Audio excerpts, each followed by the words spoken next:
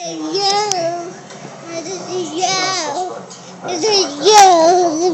She is a minor. I'm required to notify parents. Okay. Anything you have to say to Karen, you can say to me. So go ahead. Okay.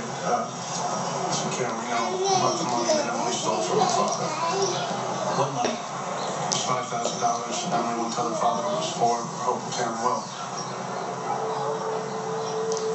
I don't know what they're talking about. Emily was your best friend, and she was murdered. Okay? You think it might have something to do with who the money was for? She just said she doesn't know anything about it. Sir, please, just give her a second. I know that you and Emily were close, and I know that you want to do the right thing. So please, just tell us everything you know.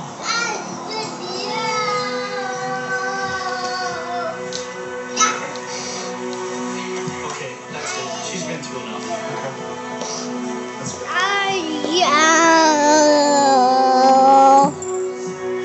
The officer knows he's really circling Joe. They're sending a message.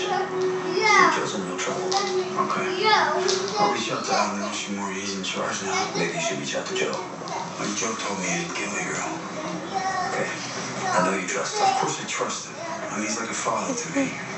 When my father wasn't around, he was for years. But that was a long time ago, Steve. People change. How much do you really know about his life over the last 10 years? He saved my life. More than once. I get that.